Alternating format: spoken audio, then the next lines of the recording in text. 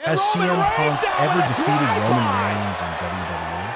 CM Punk joined forces with Roman Reigns at Survivor Series PLE. The Second City Saint, CM Punk, made his return last month ahead of Survivor Series 2024 PLE, accompanied by Paul Heyman. He was absent from in-ring action since his brutal match with Drew McIntyre at Bad Blood 2024 PLE. In his return, Punk joined Roman Reigns' OG faction to take on Solo Sikoa's Bloodline in the men's WarGames match at Survivor Series. The OG faction emerged victorious in the clash, but the two stars' egos collided, which almost led to Sikoa's victory. Punk has made it clear that he joined the faction for WarGames because of Heyman, and the banter between Reigns and him quickly gained traction as it became a fan favorite. With Heyman's history with both men, it seemed inevitable that the two stars would eventually collide. This is seemingly the plan, as per a recent report which stated a match between CM Punk and Roman Reigns has been heavily discussed by the WWE for WrestleMania 41. The 41st edition of WrestleMania is scheduled to take place as a two-night event on April 19th and 20th, 2025 at Allegiant Stadium in Paradise, Nevada, USA. This is the second WrestleMania to take place in the Las Vegas area. The two stars have fought each other 24 times, including broadcasted as well as live shows. Reigns and Punk only joined forces for the first time at Survivor Series this year. When it comes to singles competition, the two stars have only fought each other once. Punk and Reigns locked horns for the first time on the November 11th, 2013 episode of Monday Night Raw in a 3-on-2 handicap match where Punk and Daniel Bryan faced The Shield, Dean Ambrose, Seth Rollins, and Reigns. The match ended in a no contest. At WWE TLC 2013, which was held at Toyota Center in Houston, Texas, Punk faced The Shield in a 3-on-1 handicap match where the Second City Saint picked up the win. The feud between The Shield and CM Punk lasted from 2013 to 2014, with the two sides clashing in various forms a total of 11 times. Out of these 12 encounters, Punk and his team emerged victorious on 6 occasions, with Punk teaming up with different stars in each match. Roman Reigns and his group secured the win 3 times, while 2 of these 11 clashes ended in no contest. As mentioned earlier, the two stars have only fought in singles competition once, with 12 of their 13 encounters being either a handicap match or tag team match. Punk and Reigns clashed for the first and only time in a singles match in the June 1st, 2014 episode of Monday Night Raw. The show was held at Baltimore Arena in Baltimore, Maryland. Reigns picked up the win against Punk. Punk and Reigns' last encounter, where they were on the opposite team, was during the January 13th, 2014 episode of Monday Night Raw in a 6-man tag match, where The Shield defeated CM Punk and the New Age Outlaws, Billy Gunn and the Road Dogg. What are your favorite moments from Punk clashes with Reigns and the Shield faction? Do you think it's the right move for the promotion to make this match for the grandest stage? Share your thoughts and opinions in the comment section. Fantasy booking Roman Reigns vs. CM Punk WrestleMania 41 feud amid WWE rumors.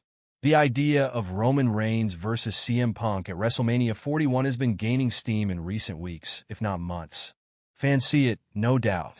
Paul Heyman is back and right in the middle of those two, plotting and scheming while Reigns navigates the Bloodline saga and Punk deals with the likes of Seth Rollins.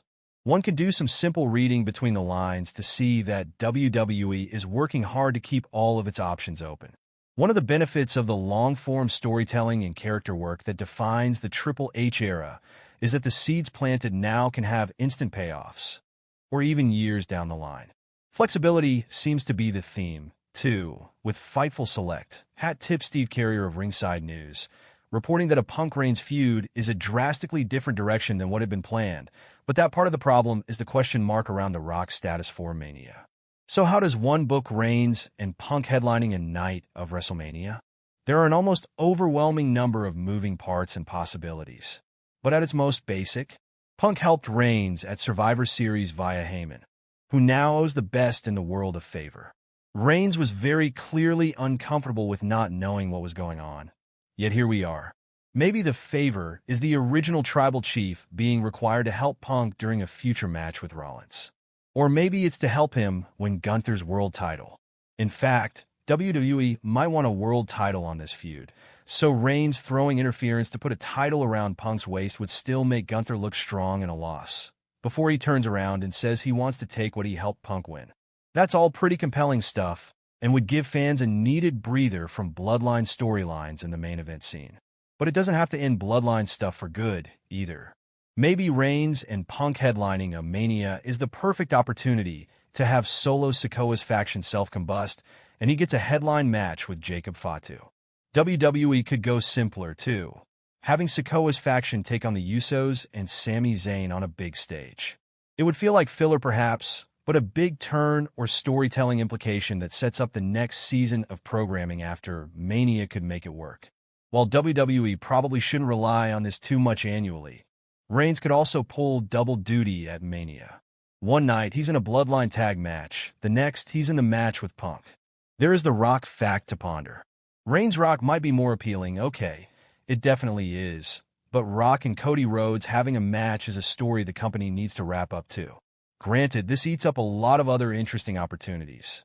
It potentially leaves Rhodes searching for something to do, although a feud with a heel Randy Orton would be amazing. It boxes out Rollins from a major program and perhaps main event yet again.